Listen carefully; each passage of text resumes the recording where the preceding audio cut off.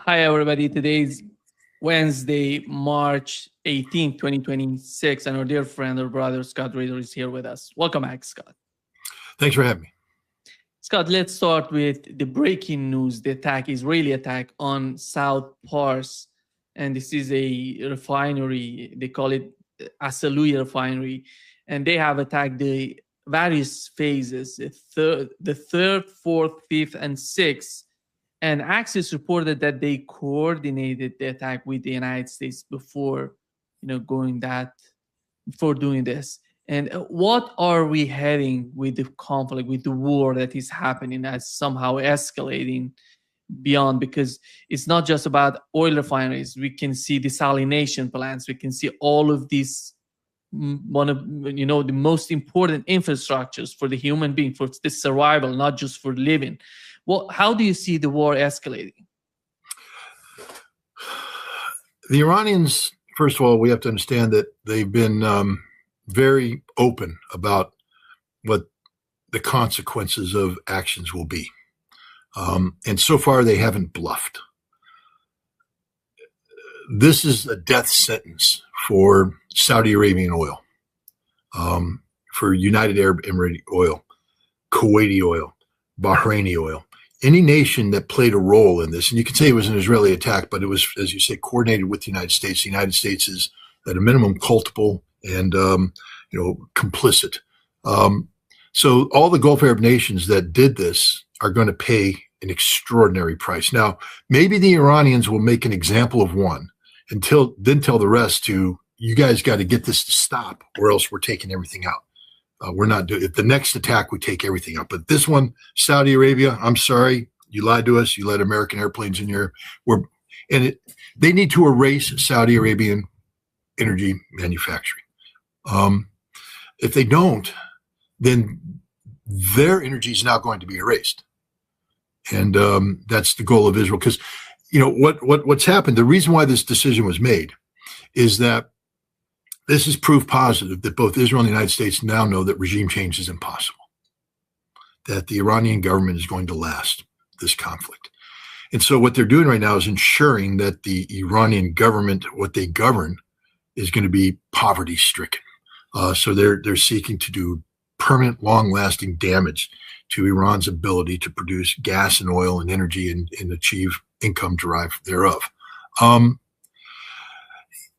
And Iran has said that we're not going to be the only nation that goes down this way.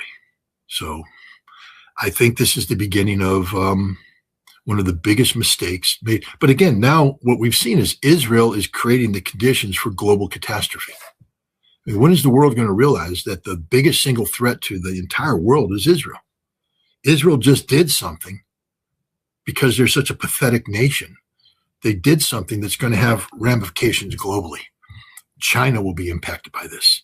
India will be impacted by this, because it's not Iranian energy that's being attacked. It's going to be regional energy. It's all related. So this is a very bad development, very dangerous development, very disturbing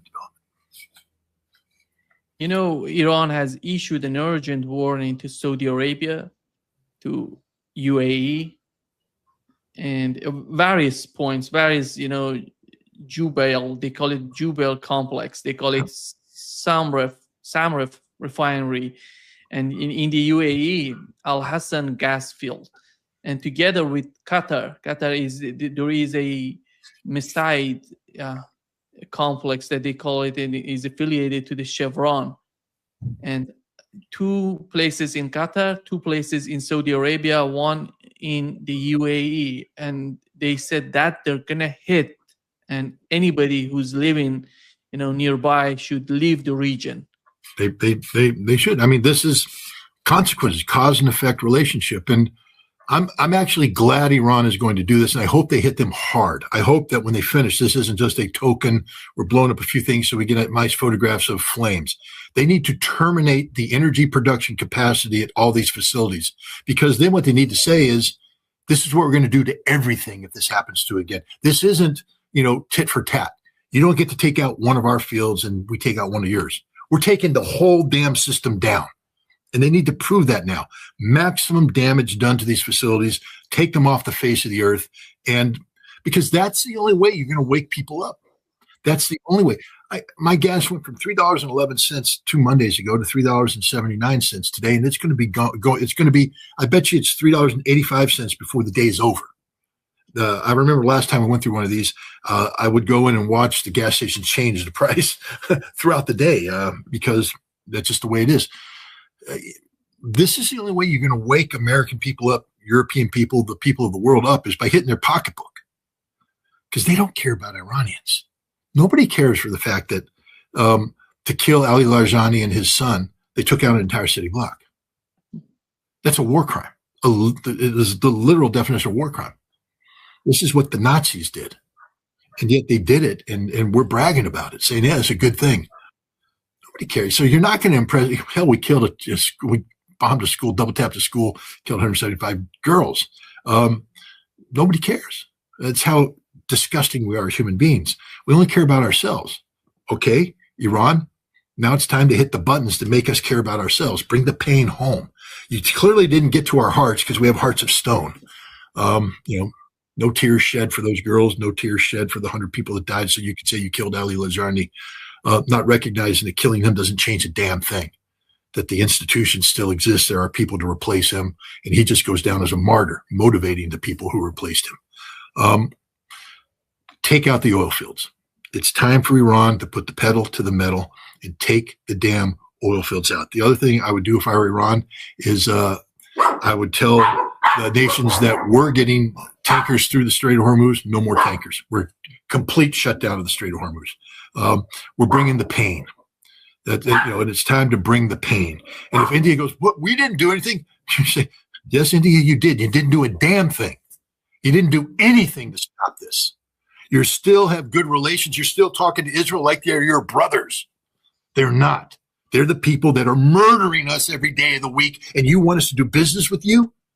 It's time for Iran to play that card. And they need to tell the Russians and the Chinese it's time for the Russians and Chinese to step up their game too, because this is going to have a dire impact, especially on China. China's looking at their future right now. There's going to be a big old hiccup right now, because even if they start buying energy from Russia, you don't have the ability, you don't have the throughput capacity to get all that energy there. China, and Iran has to say, "Sorry, brother, I know we're sort of hurting you, but hey, Pete Hegseth says there's 1,000 places in Iran that go boom a day. What are you doing to stop that?" Nothing. So you need to do more. Otherwise, as we go down, so do you. But they need to bring the pain. The other thing, by shutting the Strait of Hormuz, it ends once and for all the notion that the United States, right now, by the limited traffic, you have the United States claiming that it's because of them. We did this. We're the ones that sat there and made the Iranians say, we might as well let some traffic through because America's right there threatening us. No. What Iran did is prove that they're in control. Only Iran decides what gets through the Strait of Hormuz. And right now, the Iranians need to decide that nothing gets through the Strait of Hormuz. Nothing. Scott, Saudi Arabia and all these Arab states are in some sort of panic. Saudi Arabia, will host a foreign ministers meeting in Riyadh today. And the Turkish diplomat reported on that they're going to have Azerbaijan, Bahrain, Egypt, Jordan, Kuwait, Pakistan, Qatar, Syria, and Turkey all together coming in Saudi Arabia and the UAE. We know that Azerbaijan is so much important for Israel. I don't know if Iran would do something in that direction, or all these countries coming together would make some sort of move in that direction. And how do you see all the capabilities of these countries? To do what? I mean, the thing is, as Saudi Arabia hosts this meeting, they're going to lose an oil field. How's that feel, Saudi Arabia? And as the UAE sends their representative, they're going to lose an oil field. And Qatar is going to lose a natural gas field.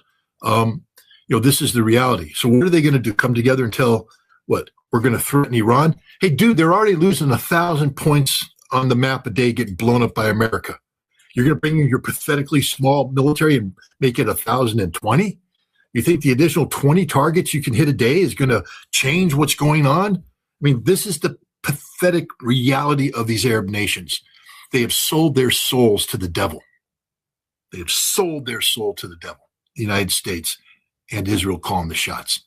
And now they're going to come together to do what? If they don't come together and say the one thing that has to be said, America, get the out of our neighborhood. Get out. You're done. We're done with you. You lied to us. You betrayed us. You set us up. All this is because of you. And Israel, stop.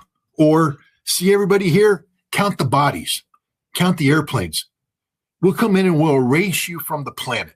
It's time for nations to step up and just tell Israel, remind them how small they are and how pathetic they are and how inconsequential they are.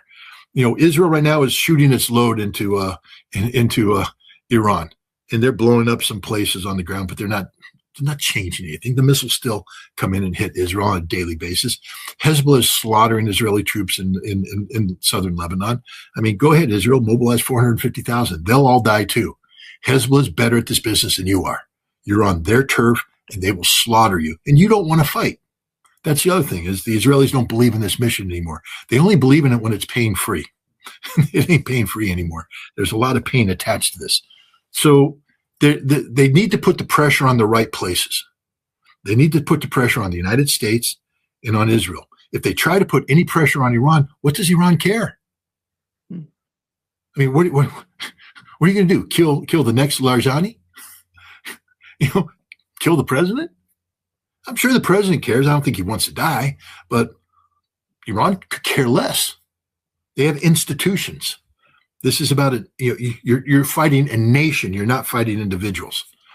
And so, and as opposed to the majority of those people gathering, those are families. Those are monarchies. They're not nations. Most of the people gathering there are the heads of, families that run countries, but they're not part of the nation. The nation didn't vote for them. And these are corrupt individuals who have, robbed their own people blind to enrich themselves. And so when they come together to speak, they're not speaking on behalf of the people. They're speaking on behalf of their own selfish interests. There's only a few nations where you could actually say, Erdogan, I think, speaks for the Turkish nation. Jolani, who does he speak for? I mean, who's they going to send? Another head chopper? Again, none of the Gulf Arab states are democratic. None of them. They're all these autocratic, corrupt, morally corrupt, and economically corrupt individuals who the world would be better off if they didn't exist. And maybe that'll be one of the consequences of this war, is the erasure of these corrupt families that were put in place by the British. None of them earned this. They didn't come in and, these aren't people that came in and went, hello, we've discovered this great country and we're going to lead by being intellectually sound and morally correct, and we're going to build things. They came in and chopped heads off, and one day a camel went out and pissed in the desert and some oil came up. They went, that's not very good tasting. Why don't we hire a foreigner who's smart? And in comes the British and the Americans, say, that's oil. Well, what do we need to do? Not a damn thing. You just sit back there on your camel in your tent, smoke your pipe, and we will bring the oil out of the ground and we'll throw some money your way and then we'll take it. And that's how it got developed. These guys didn't do anything. They didn't do anything except chop off some heads. Other people developed the industry. Now they've inherited it, and they have this structure in place where they make all the money. Ask the UAE, though, what's the percentage of Emirati people in their military? 15%. 85% of the UAE military is mercenaries, mainly Pakistani. They don't know how to fight. When they build a building, are the Emirati men out there rolling up their sleeves, getting sunburn, constructing? Hell no. They're in an air-conditioned office, fat, smoking dope, and spending oil money. Other people come in and do the work for them. These aren't good people. These aren't good nations. They don't stand for anything worthwhile. They hide behind a facade of intellectualism. We've built the new Louvre in the Middle East. The UAE built that Louvre lookalike. What's going to happen when all your oil fields are blown up and you got no more money and nobody's coming to your stupid piece of desert patch? You have no water because the desalinization plants are going to be blown up, and that building's going to be empty. Nobody's going to visit. Was it the Burj or whatever? The one that Tom Cruise jumped off of or climbed? That'll be empty. those making those little palm islands so you can see from the sky, look down on it. That will be eroded away because nobody will be maintaining it. And that'll happen to all of these little fake little desert countries, because when they lose their energy, they lose everything. They've got nothing. Dubai had a banking industry. That's gone. Think the expatriates are going to hang out in Dubai from now on? That has been exposed the way it is? No. They need stability, long-term stability. And these Gulf Arab nations can no longer guarantee long-term stability. And so it's over for them. This is a panic meeting that you're going to be seeing in Riyadh right now. A panic meeting. Scott, you mentioned the desalination. Do you think that we are headed toward desalination plants? Because that could be a huge catastrophe for the whole region. And Iran doesn't suffer from desalination if that goes, the escalation goes in that direction. But we know that the Arab states, together with Israel is dependent more than 75% on desalination plants. That's one of the last steps, because now you're talking about the erasure of a nation. Without water, you've got nothing. And there is no plan B for water. There is no plan B for water. And so that's the next step.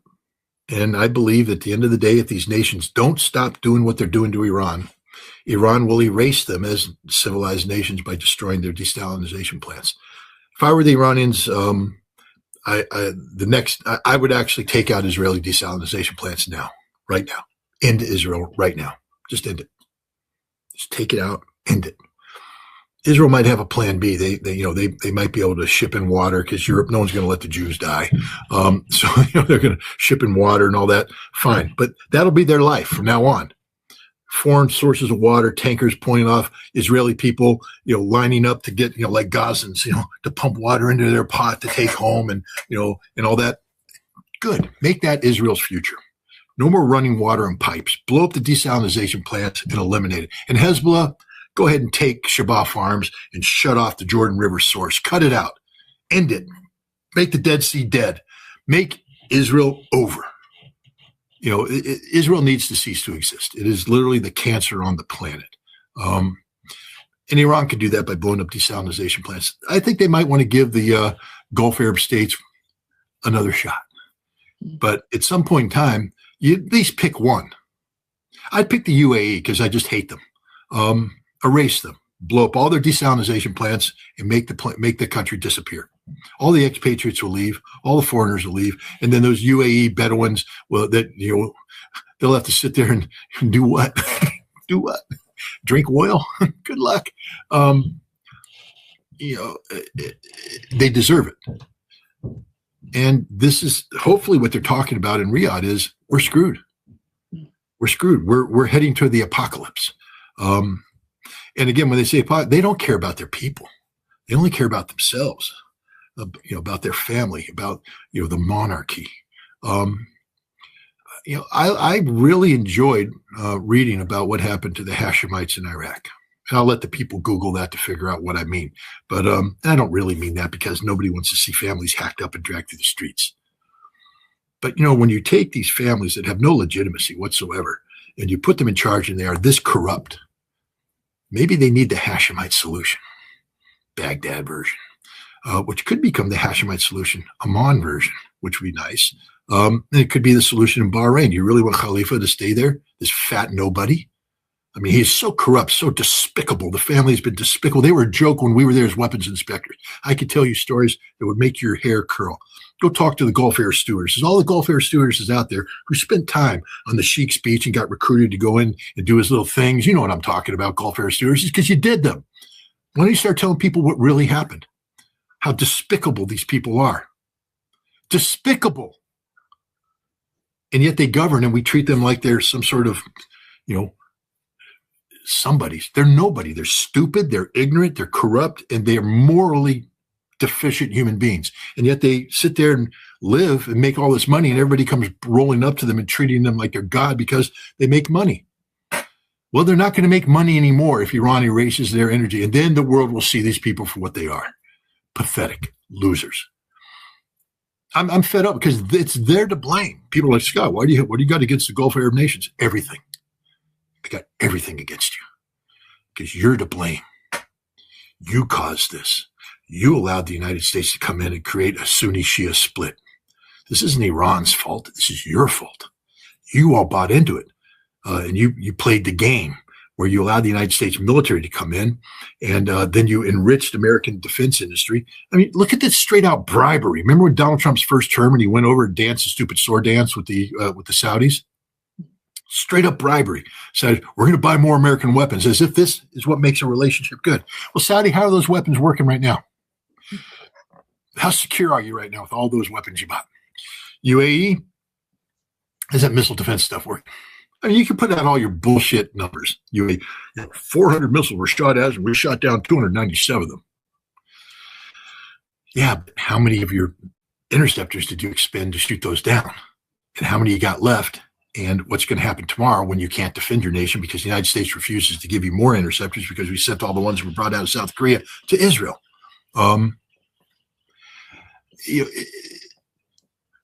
It is the role played by the Gulf Arab nations in making this possible. They are the ones responsible. This is why I shed no tears for them. I will never cry for Israel. As Israel gets erased off of the planet, I will cheer because Israel is a cancer. But joining the Israelis as cancerous entities are every single royal family in the Gulf Arab region. None of them got there legitimately. They were all put in there by the British and then sustained by the Americans, and they live off of the money they get out of the ground. They didn't earn this. It's a gift given to them. And there are not too many of them that spend this money wisely. Unfortunately for the well-meaning people out there, you pay the price for the corruption of your bosses.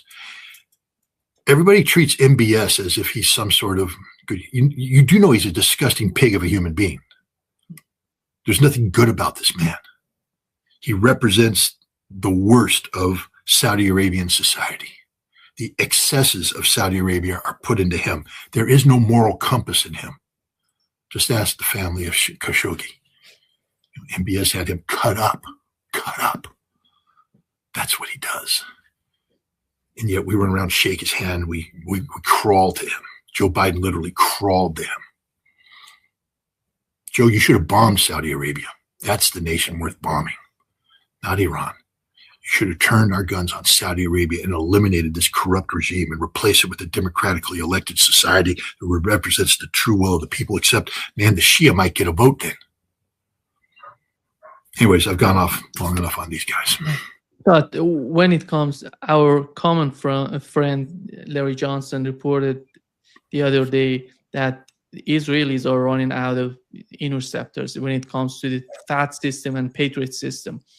And we see how Hezbollah is able to hit the targets in Israel. Then at the same time, they're talking about ground invasion of Lebanon and 540,000 soldiers to be used. But when it comes to the capabilities, defensive capabilities of Israel, is that in the calculation? Is that in that equation of Donald Trump together with Israelis? And how is that going to work for Israel? Well, one of the reasons why Israel felt confident in striking out against Iran at this time is that they had convinced themselves that they had taken Hezbollah off the it was always an understanding from the Israelis that Hezbollah was a loaded pistol to Israel's head. And that if you went after Iran, boom, the pistol goes off. And so they pagered the mid-level of Hezbollah management, blew off a lot of hands, blinded people. They killed Hassan Nasrallah, and they worked with the United States to get the Lebanese government to tone down Hezbollah. They got rid of Syria, which made the lifeline between Hezbollah and Iran problematic. And so Hezbollah went into a quiet mode, like a sleep mode. But don't be lulled. I mean, it's like me looking at this computer. I'm giving a horrible analogy, but I'm making it up as I go along, so it may work in the end. But I've got this computer screen. This screen doesn't do it. I mean, it's a screen. I look at it and I move around my mouse and I think it's the computer, but it's not. It's just a screen. The computer's right here next to it. It does all the thinking. And what happened here is we got everybody to put the screen into sleep mode. And everybody's going, there, we solved the Hezbollah problem. Look at the screen, blank, nothing there. no mouse moving on, no cursor, can't click anything. But the computer's right here. And if you shake the computer, the screen comes back on. Israel believed that they had suppressed Hezbollah, that Hezbollah is weakened, that they could use the Lebanese government and the Lebanese army as a way of containing Hezbollah. I mean, look at what happened when they told when the Lebanese government, prime minister and the president told the Lebanese army to disarm Hezbollah. What was the response of the Lebanese army? Hell no. We ain't touching that. Because they know the truth. That the screen may be off, but the computer still works. And the computer, when it turns on with a vengeance. And Hezbollah would wipe the Lebanese army off the face of the earth. The Lebanese army is incapable of any meaningful fighting because they're not trained for it. They all look good in their uniforms. I'm sure they do a lot of push-ups because they got some, when they roll up those sleeves, they got some impressive biceps and, they got that little chest torso thing going, tapers down. The Lebanese soldiers look really good in uniform. They really do. They're handsome dudes. Get those berets and the haircut. Hezbollah will kill all of them because Hezbollah are damn good fighters and they're still there. Hezbollah, had to do some certain, what's the word I'm looking for when you do cosmetic? There you go, cosmetic alterations. Withdraw a little bit from the south, but all the tunnels are still there. Israel blew up a couple missile depots, and they took over a missile production facility in Syria and blew it up. And wow, the Israelis are really good. But Hezbollah's not stupid. Again, Hezbollah is like Iran; they don't put all their eggs in one basket, and they have significant resources that have been, saved. Israel fooled themselves into believing that Hezbollah was off the map. And now Hezbollah is back. And Iran has eliminated the bulk of Israel's ability to defend itself. And so now Hezbollah is blowing up Haifa. Hezbollah is blowing up Tel Aviv. Hezbollah is blowing up Tel Aviv. That's an amazing thing. And now the Israelis are going to send in 500,000 soldiers into southern Lebanon. I just want people to think about this for a second because maybe you're not familiar with the military. One of the things that we always did in the military before we would do anything, training, war, you do what's called the intelligence preparation of the battlefield, IPB. And one thing you do is you just look at the terrain and see what the terrain tells you, because the terrain's going to tell you a couple things, where you can go and where you can't go. And so we do overlays of go, no go. And suddenly you constrict yourselves to very limited corridors. Now, but you have to also look at what terrain features could dominate these corridors, because as you have the corridors going in, who controls this terrain here can stop the corridor, not just blocking it here, but up here. So the battle starts defining itself. You can tell right off the bat what key terrain is, what the key lines of communication are, and already you can shape the battle, what we're going to need, what the enemy's going to have to do, and all this kind of stuff. If you try and squeeze 500,000 Israeli troops into the battlefield that is southern Lebanon, you're just going to get backed up tanks. Or you're going to get guys on a hillside just providing more targets, A hillside should probably only take, a platoon spread out as they sweep it. That way, if the Hezbollah opens up on fire, they can take out a fire team. The rest of the guys can suppress, bring in artillery, reinforce with another platoon, move in. But if you come in and put a company online, you're going to lose the company in the first thing. All you're doing is creating more targets, more tanks, more concentration of troops. Where are these 500,000 troops going to go as they get caught up in a traffic jam? Because that's what's going to happen. They're going to start snaking their way up to some unnamed southern Lebanese hilltop village. And they're going to go in there and Hezbollah's going to jump up and bam, hit them. And now they're in a firefight. They got wounded Israelis. We got to get them out, but you can't get them out because you got a traffic jam going on. The traffic jam is going to get hit, rockets, burning tanks and everything. They're stuck. And all those troops are going to be in concentration areas. And Hezbollah's got rockets. And they're going to hit the concentration areas and kill these guys. Please, Israel, don't make it 500,000. Make it 1 million. Mobilize every man. Put them all in uniform and send them to Lebanon so they can all die, because that's what's going to happen. Hezbollah is going to kick their ass. Hezbollah is in an existential struggle right now. Hezbollah before never really did the fight to the finish mode because they were also linked to the Lebanese government. Lebanese government's proven itself to be nothing more than a Mossad front. The president and the prime minister work for Mossad. I'll say it again. The president of Lebanon and the prime minister work for Mossad. Now, it could be directly or indirectly, meaning maybe Tom Barak, the American ambassador, is to Turkey, who is now the Lebanese special envoy. He's a front for them. But the bottom line is they don't work for the Lebanese people. Because if they did work for the Lebanese people, they'd have declared war on Israel already for all the bombing that took place in Beirut and elsewhere. No, they work for Mossad. And so now Hezbollah now knows what has to be done. They have to defeat Israel, and they have to defeat the Mossad government in Beirut.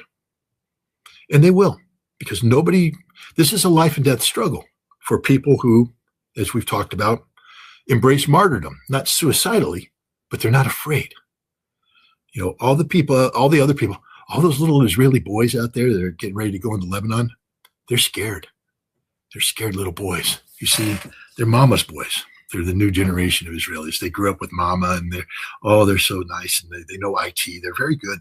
They want to create their big thing in life isn't to work on a kibbutz under the sun and get sweaty and hot and muscles. They want to sit in an air-conditioned office and do an IT startup. That's all they want to do. I want to do an IT startup, because what that means is you do nothing, get all the money, because that's what the Israelis are today. They don't work. They're lazy. And so all these little mama boys now are going to be moving towards Lebanon. But when they take off their helmet, there's going to be little Mishva or whatever the fuck their girlfriend name is. And they're going to be looking at her and go, oh, mama and my girlfriend. Oh, I miss them. They're thinking the wrong thing. Hezbollah, meanwhile, is down there, pooping in a bag, burying it, pissing in a cup, burying it, because they're ready. They're not moving. And here they come, and Hezbollah's going to close one and kill them. Hezbollah is sit there and go, oh, no, Fatima. Forget Fatima.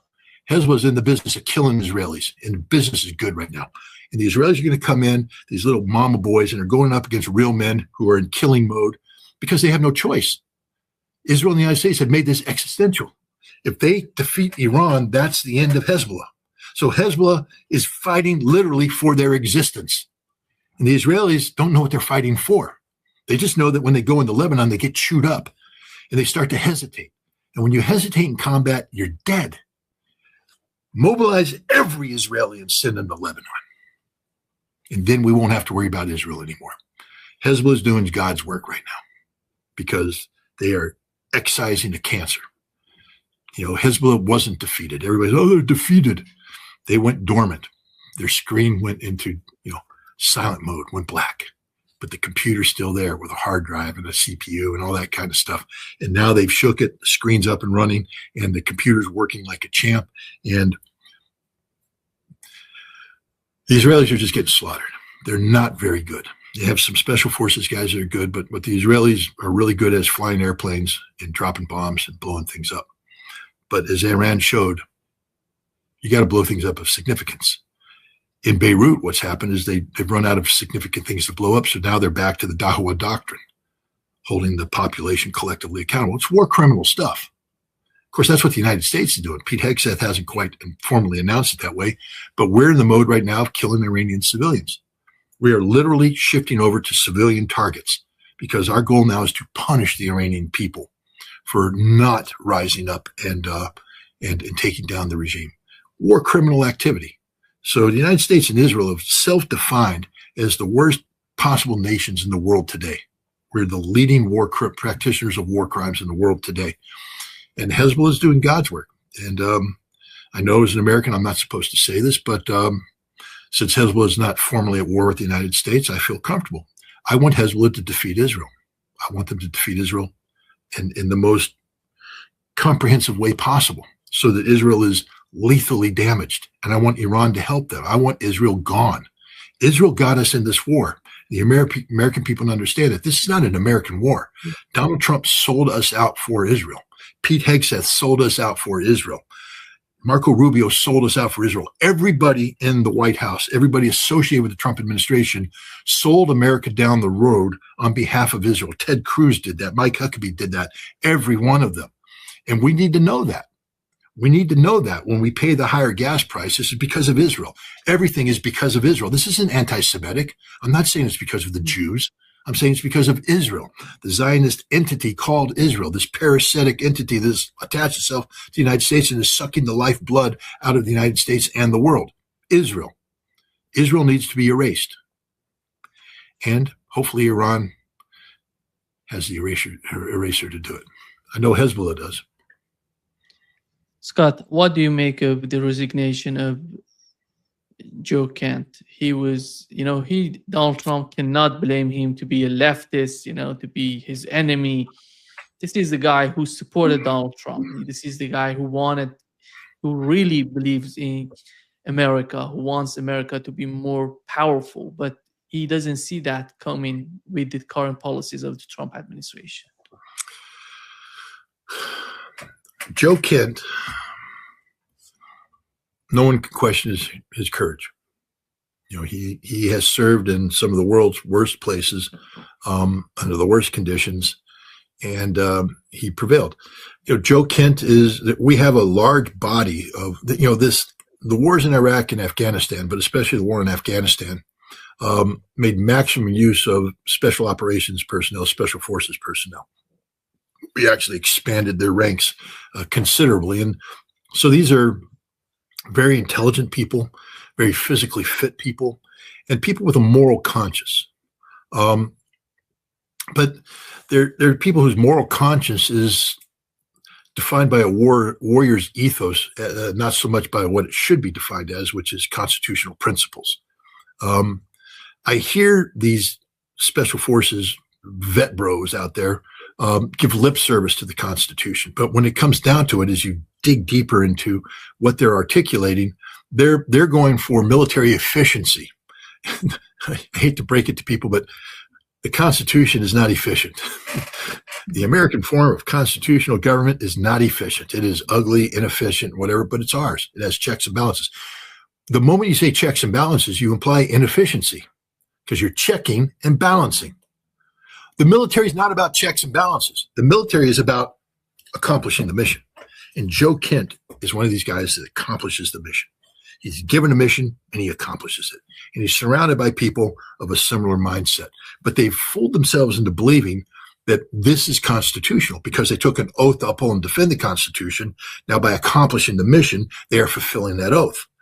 What they don't understand is sometimes the mission is operating in opposition to constitutional norms and values.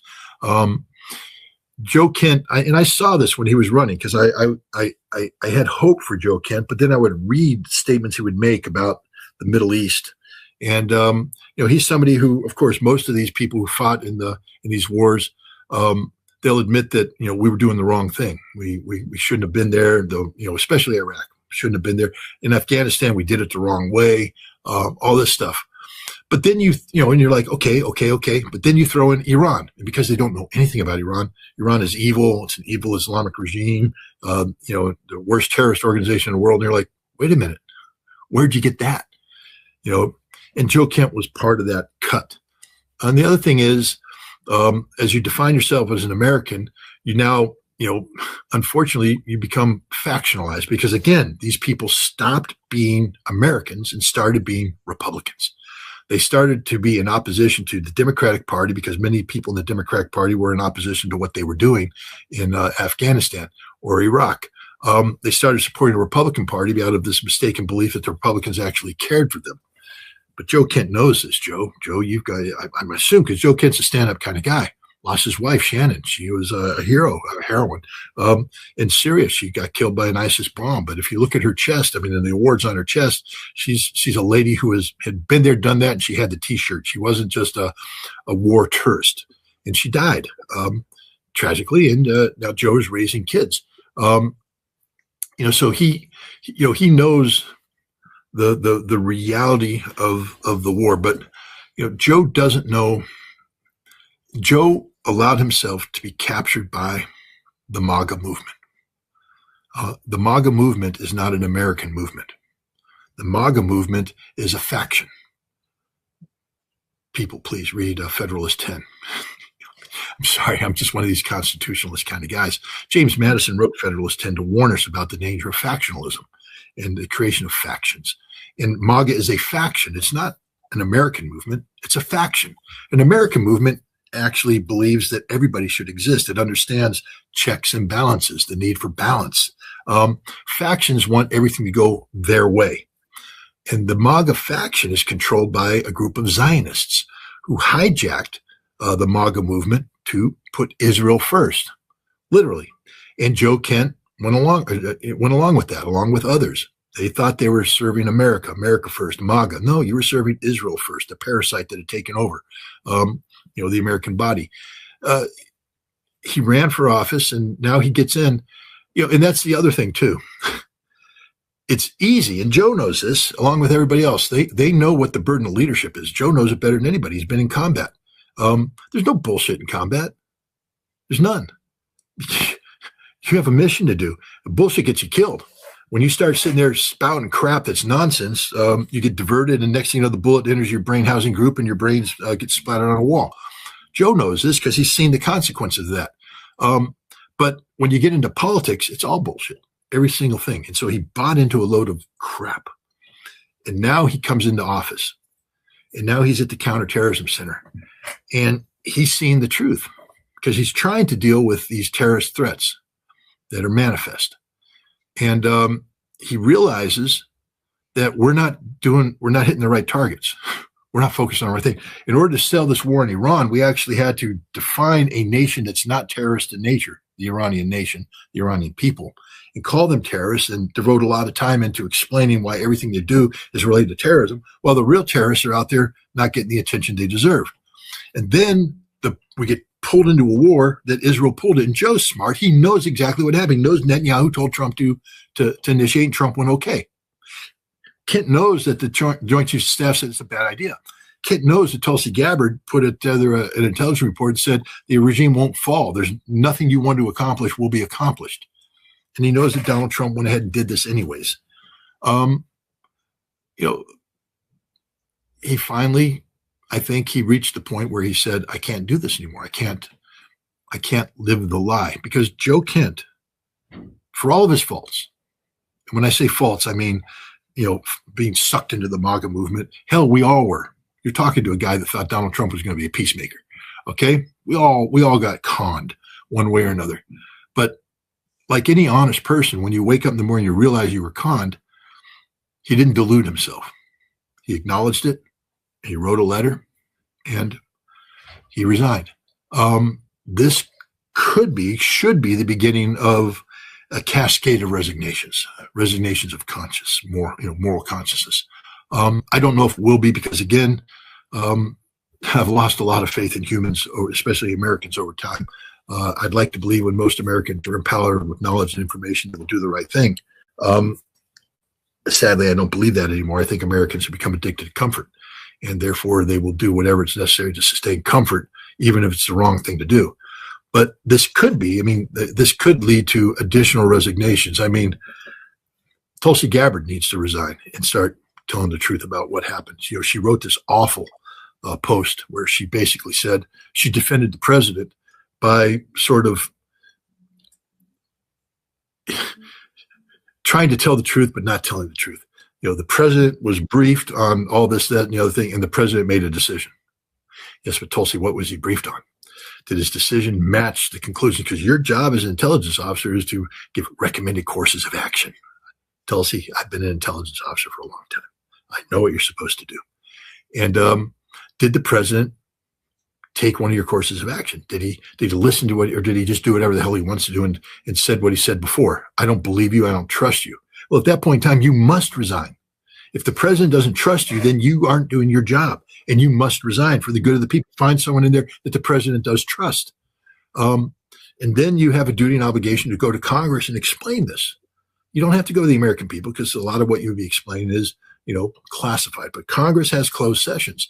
And since the president is long ago self-identified as a man who doesn't believe in the Constitution, doesn't believe in the office of the presidency, he believes in a cult of personality, he believes in a dictatorship, he called himself a dictator, you're not beholden to any confidentiality of conversation with men, because he's not a president, he's a dictator. You need to go to Congress and talk about the dictator named Trump and how he's disregarding all the evidence there is and got us into this war on behalf of Israel. Now, half of Congress will try to suppress you because they work for Israel, but the other half might actually start asking follow-on questions, and that could lead to, this president ultimately being held accountable either at the election, at the booth, voting booth on election day, or maybe the ultimate accountability where his cabinet finally awakens up to the fact that this man is awful for America and harming them, and they invoke the 25th Amendment and remove him.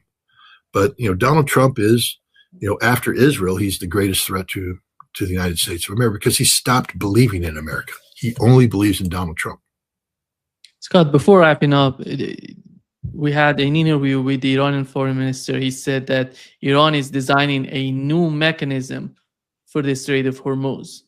And there is an article in the Financial Times arguing that Iran's action in the Strait of Hormuz show the reality of multipolar economic warfare. For decades, the United States dominated sanctions and used financial pressure as a strategic weapon. Now other powers, including Iran and China, can use similar tools to respond to the escalation. How do you see the case of the Strait of Hormuz? Donald Trump is begging Europeans to help him. I don't know in what manner they can help Donald Trump in the Strait of Hormuz, but it seems that it's going to turn into one of the most strategic points or strategic, outcome, the Strait is somehow so important, not just for Iran, but for all of these Arab states, together with Japan, South Korea, China. Everybody is dependent on this Strait. That shows the importance of that. How do you see the way that Iran is talking about and the way that, as an outcome of this war, something is reshaping in the Middle East? Well, first of all, there's a disconnect between what Iran is saying, which is reality-based, and what other nations are saying. For instance, and not just saying, but doing. I think there's a growing recognition that Iran right now controls the Strait of Hormuz.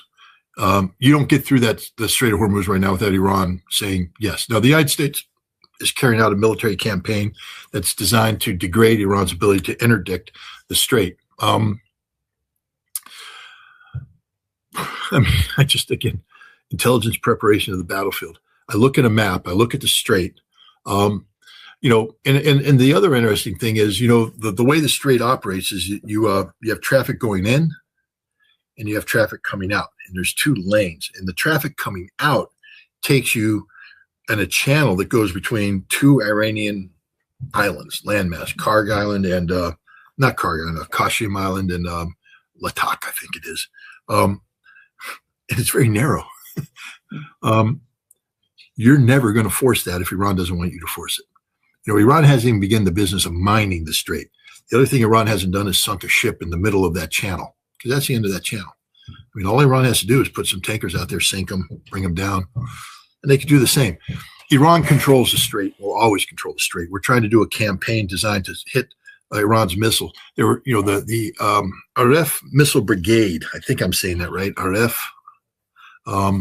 It was the one that had the compound that in Manab that they used to own the compound that got bombed by the United States, killing the girls. Arsef, RF, something of that nature. It's organized into 4 battalions. First battalion is short range anti-shipping missiles, 15, 20 kilometer range. Did you see what I just said there? They're 15 to 20 kilometers. That means that they can be back a certain range and still reach in. They don't have to be right on the coastline. Then the second brigade was sort of the medium range missiles. That means that they can strike deeper into the Gulf, or they can be standoff. What you've done now is, when you look at the terrain of the Strait of Hormuz, what I'm defining isn't just in terms of how they can reach into the Strait, but how far back they can relocate and still have the ability to impact the Strait through direct or indirect fires. And then there's the long range. So you have 3 battalions that provide layered closure capability. And the United States right now is focused on bombing the ridges and the mountains that are right there on the coastline, as if blowing those things up save anything. It shows, again, a fundamental lack of understanding. The Iranians have been preparing for this war for a long time. They know how we operate. Oh, the 4th Battalion, by the way, does all the unconventional stuff. Lays the mines, fast boats, the whole thing. So it's just a broad spectrum approach to closing the Strait. We're never going to interdict that. The only way to fully open the straits is to physically control that territory that I just defined. And that means it's not just landing on the shore. You got to go in depth, a couple hundred kilometers. Do we have the 900,000 troops that would take? No. So we're never going to close the straits. And even with shipping going through, imagine you're an insurance company, ship owner. What insurance company is going to insure that? No insurance company is going to sit there and go, yeah, we'll give you the same rate. No, insurance rates would go up. What the cost of shipping is going to go up, and other people are just going to abandon that route and say we're not doing it. It's just not going to happen. Europe right now is saying we're going to talk to Iran to try and get Iran to let our tankers go through, but the Iranians are basically saying you're not doing it the right way. This isn't about negotiating with us to get your oil through. It's about negotiating with the United States to stop doing what they're doing, to stop the war. Iran isn't going to do Europe any favors. Europe has to save itself, and Europe saves itself by identifying as somebody who is sympathetic of the Iranian plight, the Iranian cause. Those nations who have showed sympathy are the ones getting the favorable treatment. Those nations who continue to play lip service to the United States and simply telling the United States that we're not going to send naval forces in. First of all, Iran could care less about the Navy of Europe. Talk about the only thing more pathetic than an Israeli infantry platoon is the Navy of Europe. Sending an Israeli infantry platoon into southern Lebanon means they're all going to die. The Navy of Europe comes in, try to open the strait, they're all going to die. I mean, it's stupid to even have this discussion. Trump is playing a political card here. But the fact of the matter is, it's not that. Iran's not going to reward Europe for that. What Iran wants is Europe to tell the United States to stop this war. Stop it. But now you have Finland saying, we will exchange support for the United States in the Middle East for American support in Ukraine. You see how the Europeans are thinking. So Iran's not going to play that game. So I think what we're seeing here is a permanent redefining of energy security parameters. Whatever calculations, algorithms were used before this war are going to be permanently changed. There's going to be new algorithms. The price of oil is going to be more expensive no matter what, because, for instance, if you're Kuwait, let's say Kuwait's oil production survives this conflict. Strategically speaking, because, all these nations are going to take a hit and they may not survive this hit. Let's say they survive. Let's say the Kuwaiti royal family survives. Now, are they going to sit there and say, well, we're just going to double down on stupid and do what we did again so it can happen again because now Iran can shut the strait anytime they want? Or are they going to start negotiating with the Saudis to build a new pipeline that connects Kuwaiti oil to the Red Sea? But then what they have to understand is that that pipeline begins someplace. And that'll just be the target for the Iranians.